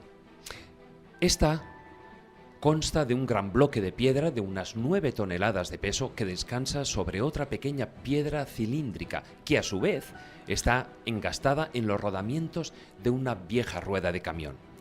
El equilibrio es tan perfecto que la puerta se puede mover sin esfuerzo con un solo dedo. El generador magnético que inventó Edward y sobre el que nunca le dieron la patente todavía sigue en el lugar. Según él, dicho generador, creado a mayor escala, podría solucionar todos los problemas energéticos del planeta, pero nadie le hizo demasiado caso, pese a que más tarde se ha demostrado que el ingenio funciona realmente. Edward opinaba que absolutamente todo tiene sus polos magnéticos y es susceptible de ser atraído o repelido por otros cuerpos, y que, generando la corriente o energía necesaria para cada caso, todo se podía mover o poner en movimiento. A finales de 1951, desgraciadamente Edward colgó un cartel en la puerta que decía: «He ido al hospital». No se encontraba bien y se fue con su bicicleta hasta el centro médico para hacerse unas pruebas. Allí falleció a los pocos días a causa de un cáncer de estómago y su secreto murió con él. Lo más curioso de todo es que Edward Linscalning no llegó nunca a completar sus estudios primarios. A pesar de ello, levantó él solo un castillo de forma tan insólita que sigue siendo motivo de debate en nuestros días. Construyó un generador de corriente alterna, su propia radio y un buen número de relojes de maquinaria perfecta. Y para colmo, dejó escritos unos cuantos tratados con sus teorías poco convencionales sobre el magnetismo terrestre y su relación con la energía corporal. Se dice que nunca se lo veía trabajando, salvo escasas noches en las que la luz de su recámara ubicada en la torre permanecía encendida. Sus misteriosos estudios sobre descubrimientos de leyes que rondaban entre lo científico y lo sobrenatural nunca han sido tomados seriamente por los científicos conservadores. No obstante, las puertas del Castillo de Coral permanecen hoy en día abiertas para ser visitado y admirado, y con ellas el enigma sobre su construcción continúa abierto también.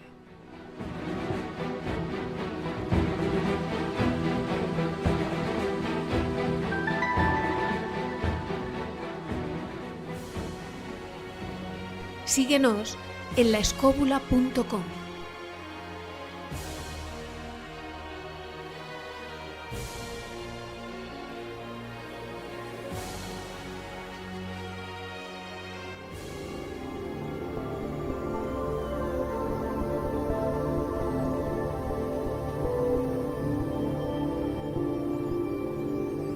El zurrón del caminante.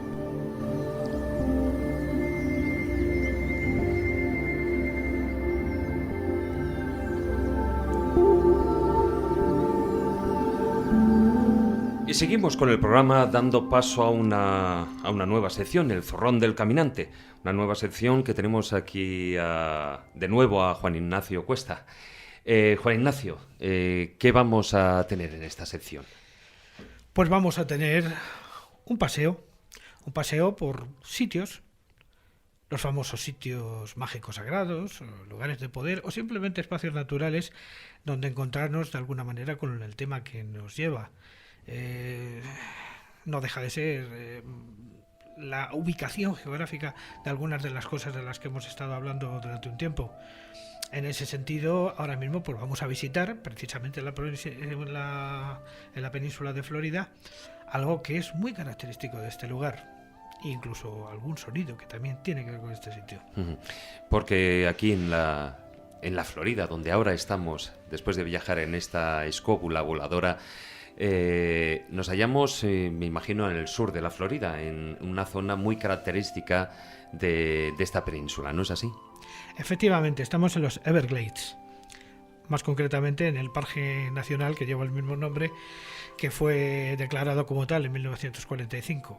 Una zona pantanosa, lacustre, llena de ríos, recovecos, lugares donde nidifican anátidas, todo tipo de animales, y donde vive una fauna absolutamente prodigiosa, pero que además es la región que dio de comer durante muchísimos años a los indios semínolas que habitaban en esta región, que no solamente vivían de recoger y cazar todos los animales de la zona, incluso algunas especies de crustáceos, sino también realizar tejidos con las plantas, con las espartos o las aneas que se forman justamente en toda esta zona. Una zona absolutamente laberíntica que es muy difícil de visitar porque, lógicamente, el gobierno de los Estados Unidos prohíbe totalmente que se realicen aquí actividades que puedan destrozar el equilibrio ecológico del lugar. Claro, estamos hablando de un parque nacional. Claro, de hecho, está prohibida el uso de cualquier tipo de nave que tenga motor. En concreto, la única manera de visitarlo es a través de unas pasarelas que se han hecho exactamente igual que en España en las tablas de Daimiel, que permiten observar la fauna sin alterar demasiado su tranquilidad. Y el entorno, ¿no? Sin dañar de ninguna manera el entorno. En ocasiones se puede visitar cuando uno tiene dinero utilizando los famosos airboats, que los hemos visto en algunas películas, que son estas especie de overcrafts que van sobre el agua levantando algunos remolinos. Claro, porque estamos hablando de una zona eminentemente pantanosa, ¿no? Eminentemente pantanosa, que además es incluso donde se construyó la reserva del Gran Ciprés, donde se encuentran actualmente los restos de los pueblos autóctonos de la zona, allí recogidos, que además se han dedicado en los últimos años a trabajar en el negocio del juego, creando casinos y ganando mucho dinero en este sentido, ¿no? En la zona aledaña a los Everglades se puede también visitar con unas barcazas terroríficas que son como una especie de patera que se coloca con unas ruedas inmensas y tal, con las que se va circulando por los grandes ríos y estas pequeñas corrientes laberínticas que circulan entre unos carrizos y otros, donde podemos ver especies verdaderamente singulares, como por ejemplo algunos cocodrilos, los únicos que hay en Estados Unidos, que no hay muchos. También podemos ver alligators, caimanes, garcetas, el flamenco americano, incluso algún manatí que pueda venir de la zona de los Cayos de Florida. Tengamos en cuenta que estamos en la zona aledaña a Miami, entre Miami y el Océano Atlántico. Una zona verdaderamente magnífica para visitar, pero sobre todo lo que nos interesa en esta sección fundamentalmente es destacar el carácter sagrado que tuvo para los indios semínolas de la zona. ¿Por qué? Porque una parte del culto realizado por los pueblos autóctonos de los Estados Unidos, como hemos visto en otras ocasiones, está relacionado con sus animales tótem. Animales que sirven para su sustento y mediante la caza y mediante otro tipo de prácticas, porque todo su vestido también venía de esas pieles.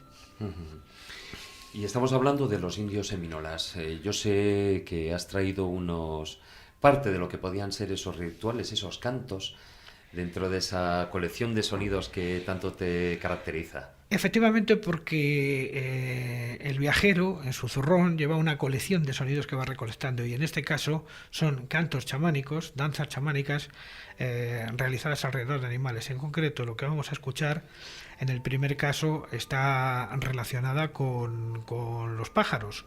Luego también vamos a escuchar algo relacionado con los patos y también relacionado con los cocodrilos.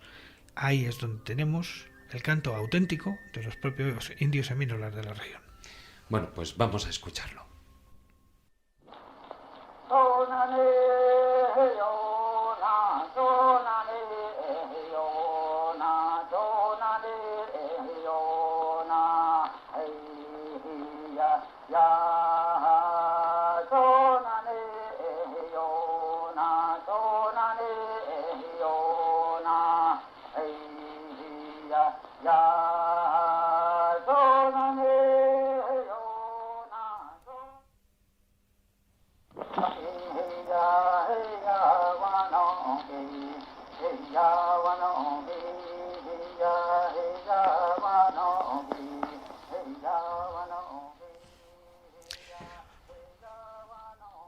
Por supuesto, y como agradecimiento tenemos que hacer referencia a quien nos ha proporcionado estos sonidos, que es el Smithsonian Institute, que gracias a su labor de recopilación de todo el folclore de los indios norteamericanos podemos acceder a escuchar estas auténticas maravillas como son estos cantos chamánicos de los semínolas. Sí, porque por desgracia muchos de estos pueblos ya prácticamente tienden a la desaparición en lo que antaño era su hábitat natural, ¿no? Bueno, pues gracias, Juan Ignacio, y hasta la próxima semana, que a ver qué nos traes en ese zurrón. Estaremos en otra parte.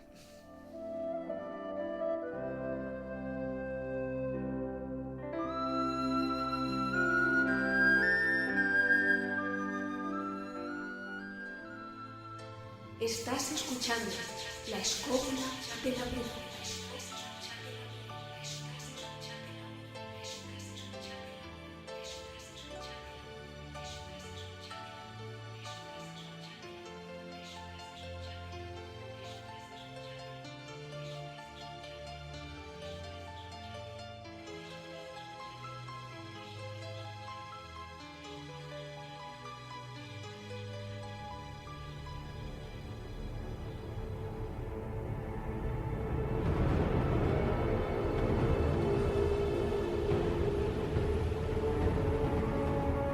El destructor de mitos.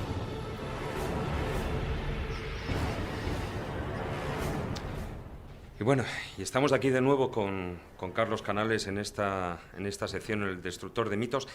Y además que Carlos hoy viene con el hacha perfectamente afilada. ¿Me vas a destruir uno de esos mitos? Te lo voy a destruir, pero voy a dejar una duda esta vez, porque es un mito bonito y es una pena cargárselo del todo. Bueno, yo no sé si realmente... no sé si me dejarás discutirte sobre el tema, pero bueno, vamos allá. Se trata del Skun Ape, ese Bigfoot que mora en los pantanos, ¿no? Y en los ¿cómo les llaman? Los Everglades del sur de Florida, y que vendría a ser ese, Bigfoot particular de esa zona sur de Florida. Pues más que eso, porque en realidad el Skunk Ape, aunque efectivamente está concentrado básicamente en los condados del sur, en Dade, en Collier, en Broward, es decir, ha sido visto incluso tan al norte como en Jacksonville, con lo cual realmente es mucho más que eso. Y eso además forma parte de uno de los motivos por el cual va a ser un mito destruido, precisamente por la extraña ubicuidad. Fijaros que yo lo que pienso cargarme hoy es el mito del Skunk Ape como animal, pero no el mito del Skunk Ape como concepto, que es una cosa mucho más interesante. A ver, dentro de unos días saldrá publicado en mi página web un pequeño boletín sobre mi experiencia en el año 2010, un tiempo que estuve varias semanas detrás de la leyenda del Skunk Ape, y que es todo un objeto de atracción turística en el sur de Florida. Es algo realmente muy llamativo y muy divertido, porque hay estatuas, marcas en las carreteras que te prohíbe decir de aviso, como que aquí la del ganado, pues ves un Skunk Ape atravesando la carretera, cosas de estilo. Está muy gracioso y forma parte del folclore y es algo muy simpático. Pero a mí lo que me interesaba era ir con gente que hubiera recogido pruebas de su posible existencia y conocer su opinión. Durante unas semanas yo, contacté con, desde gente como David Shearer, que fue uno de los grandes de los autores de una de las últimas y más famosas filmaciones del Skunk Ape, o como David Green, que había hecho una filmación muy curiosa cuando hacía un tema de planimetría para una construcción de chalés en el condado de Collier.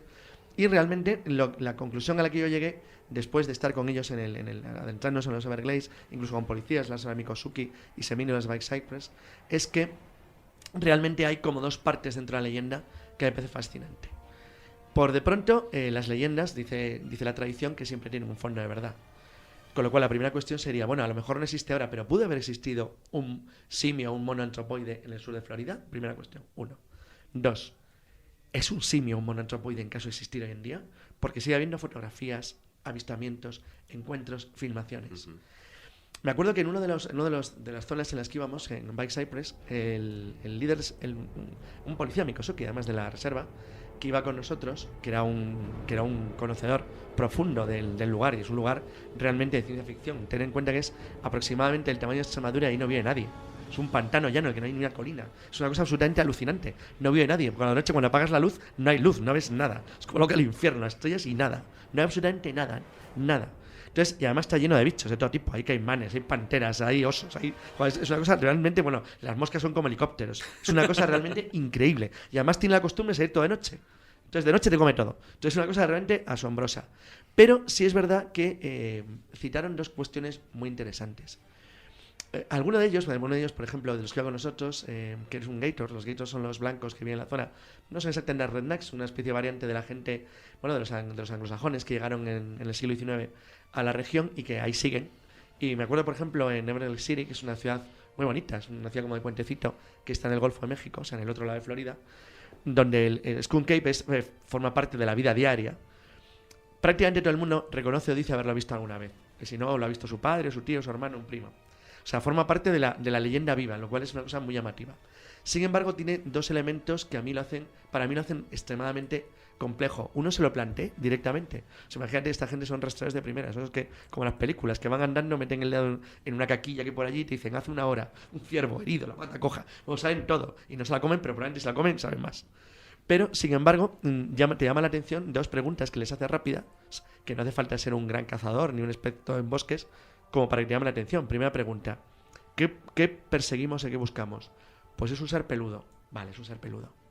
Si es un ser peludo, deja huellas, sí, deja huellas. Fíjate, hemos encontrado un montón de huellas. Si es un ser peludo, se le puede filmar. Hay montones de filmaciones.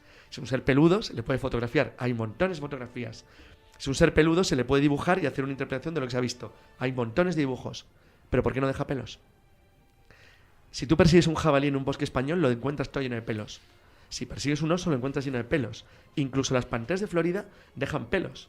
¿Por qué de vez en cuando alguien dice que ha encontrado un pelo. ¿Cómo un pelo? Y Está además lleno a de 2 metros pelos. de altura. Claro, tenía que dejar... No, hay diferencias sobre el tamaño. O sea, hay quien considera que son más grandes y hay quien piensa que son mucho más pequeños, que es... bueno, el skunk ape significa mono mofeta, porque huele muy mal. Entonces, con lo cual encima, los perros lo huelen rápidamente, los cazadores de la zona lo conocen muy bien, y para qué hablar los Mikosuki, que son los mejores rastreadores del mundo. Entonces, realmente es un bicho fácilmente localizable y seguible. Sin embargo, incluso en los encuentros más cercanos y con mejores pruebas, no hay pelos. Es decir, las huellas se pierden. O sea, eso de existir, yo me voy a cargar hoy un mito. Si eso existe, desde luego puede que sea skunk, mofeta, porque huele mal, pero desde luego no es ape, no es un simio. Eso no es un animal. Y si lo es, no es un animal como nosotros. O sea, como nosotros, como seres humanos o como los que ves allí. Es otra cosa. Es decir, ni uno solo ha sido devorado nunca por un caimán, ni atacado por una pantera, ni resulta jamás herido. Los perros los huelen pero nunca los cogen. Es decir, ¿de qué animal estamos hablando? Estamos hablando de algo realmente muy raro. Con lo cual, para terminar, yo creo que hoy, y dejarlo abierto para otra posible estudio o trabajo que podríamos hablar aquí, pero que no tendría que ver con la destrucción de mitos, yo hoy afirmo que el skunk ape como animal, o como animal de nuestro mundo, no existe. Sería más bien, de existir, algo parecido a lo que John Keel llamaba imposibles. Seres parafísicos que pueden tener una entrada o una forma de participación en nuestro mundo durante un tiempo, siendo reales en ese momento, pero no siendo reales mucho más en el tiempo. Dice, qué disparate, efectivamente, disparate. Porque no hay ninguna manera de explicar lo que ahí se ve. Yo, de verdad, y lo digo para acabar, David, no me puedo creer que toda la gente con la que he hablado, que todas las filmaciones que he visto y todas las fotos sean falsas. Eso es imposible, te lo digo en serio. Es imposible. Ahora bien, es bastante obvio, como me dijo uno de los gators de Beverly City, que me dijo, yo puedo perseguir cualquier animal en los Everglades, cualquiera menos este. De todas formas, es la destrucción de un mito a medias, porque Claro. lo que destruye es la terminología de lo que podría Incluso ser la existencia de ese ser humanoide, No, pero no el fenómeno es en que sí. El fenómeno en sí es que el fenómeno es muy raro, supera lo que sería un fenómeno natural, pero es que no ha clavado la frase. Entonces le pregunté, no entiendo muy bien cómo que puede seguir cualquiera, a cualquier animal, y entonces a este ¿por qué no lo puede seguir? Y le dijo, mira, no, porque esto no es un animal. Entonces esta es la cuestión. Bueno, pues ahí nos quedamos, porque con eso, esa respuesta ya me gusta más. Y bueno, de la destrucción de mitos, nos vamos a esos cuentos de Callejo.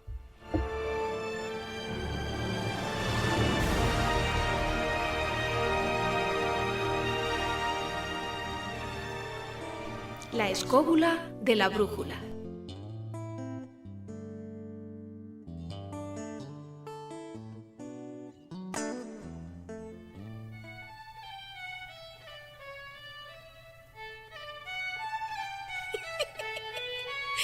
Cuentos de Callejo.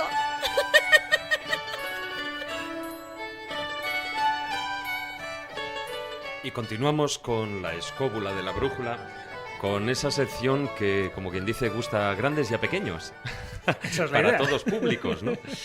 Y bueno, hablando de Florida, pues me imagino que los cuentos irán, y nunca mejor dicho, por algo indio. Hombre, por algo indio. Sí, no vamos a hacer el indio, pero en este caso sabes que la tradición nativa norteamericana es muy rica en este tipo de pequeños cuentos, consejas, leyendas. La de los Hopi posiblemente sea una de las más conocidas, los indios Zuni, los indios Pueblo, pero también los indios Apache, los Cherokee, tienen un bagaje cultural y legendario, yo creo que riquísimo.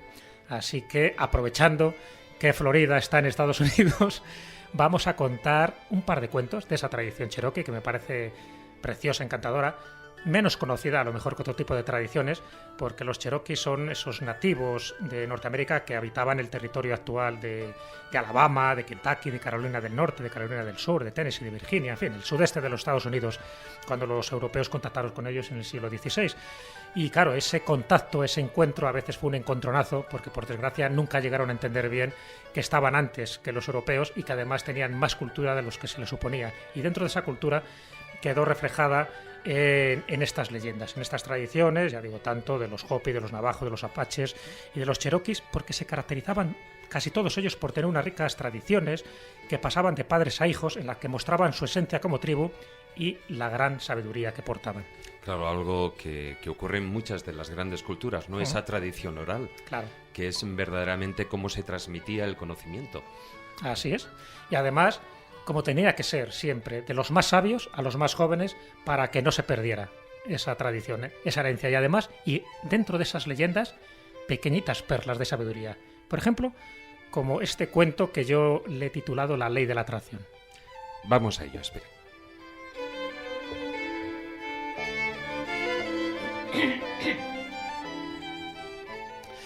Un viejo indio cherokee le dice a su nieto: hijo mío, dentro de cada uno de nosotros hay una batalla entre dos lobos. Uno es malvado y violento. Se manifiesta en la ira, la envidia, el resentimiento, la venganza, las mentiras y el ego. El otro lobo, está lleno de amor. Se manifiesta en la alegría, la paz, la compasión, la esperanza, la bondad y la verdad. El niño se rasca la cabeza, piensa un poco y le pregunta: abuelo, ¿cuál de los dos lobos va a ganar la pelea? El anciano respondió: ganará aquel al que alimentes. Moraleja. Este cuento simboliza, como tú bien sabes, David, la ley del karma. Algo así como la ley de la causa y el efecto, la ley inmemorial de que recoges aquello que siembras. La ley de la atracción o el efecto boomerang, da igual el nombre. Y no hace falta creer en ello, sencillamente es así. O si lo prefieres, sería la esencia del libro de Rhonda Byrne, El secreto, pero mucho más barato.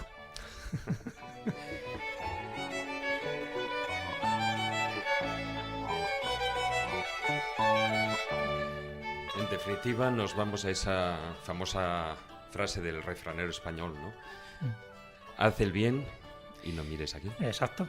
Por algo el refranero siempre es muy sabio, ¿no? A veces no entendemos las paradojas, esa especie de contradicciones aparentes que tienen los refranes, pero los refranes es alquimia popular, donde se ha depositado ese tipo de sabiduría que se va almacenando con el paso de los años, de los siglos, de generación en generación.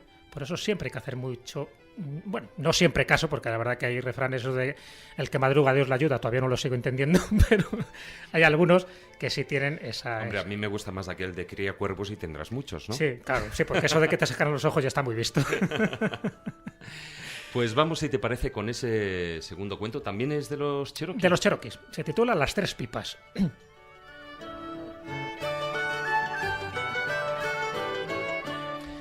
Una vez, un miembro de la tribu se presentó furioso ante su jefe para informarle que estaba decidido a tomar venganza de un vecino que lo había ofendido gravemente. Quería ir y matarlo sin piedad. El jefe lo escucha atentamente y luego le propone que fuera a hacer lo que tenía pensado hacer. Pero antes, en fin, que llenara su pipa de tabaco y que lo fumara con calma al pie del árbol sagrado que estaba a las afueras del pueblo. El hombre le hace caso, carga su pipa y se fue a sentar bajo la copa del gran árbol.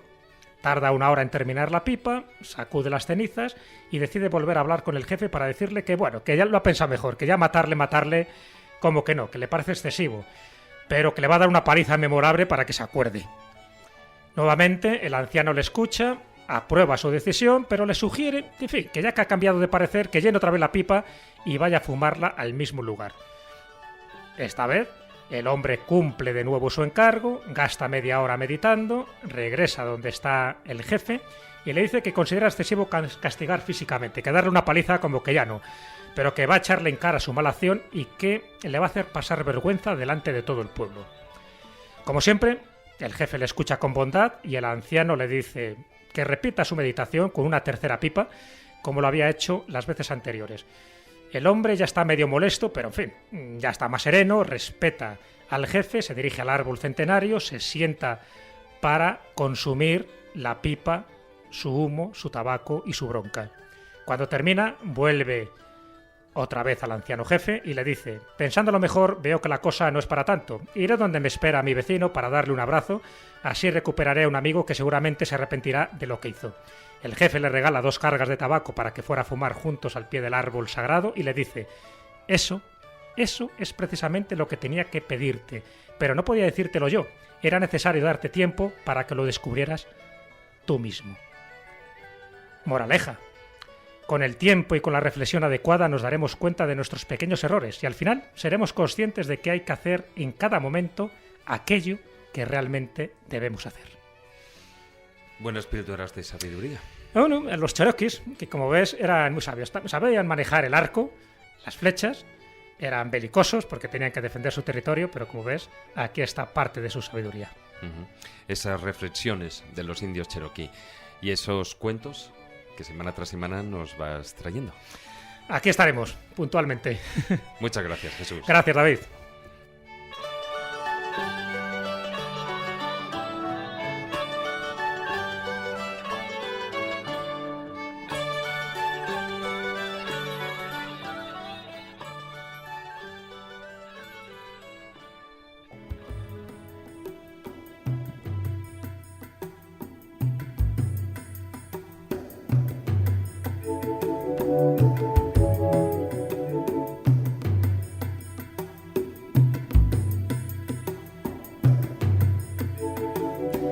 Y con el mensaje de estos relatos llegamos al final del programa, ya que, como dice el escritor Paulo Coelho, el que está acostumbrado a viajar sabe que siempre es necesario partir algún día. Y nos despedimos con una cita que hace referencia a una de las muchas virtudes que tiene viajar: conocer lugares nuevos, aprender de su historia, sus leyendas y compartir estas con los nuevos amigos que surgen de cada viaje. Porque viajar no solo nutre nuestro espíritu, sino que nos hace sentir más abiertos de mente y tolerantes. Como dijo Carlo Goldoni, un importante dramaturgo del siglo XVIII, el que no sale nunca de su tierra está lleno de prejuicios.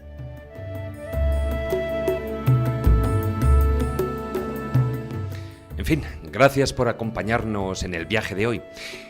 Y recordaros nuestra página web, laescobula.com, nuestro lugar de encuentro entre programa y programa. Y también tenemos nuestro perfil en Twitter, @laescobula13. En fin, tratar de ser felices e ilustraros. Hasta la próxima, amigos.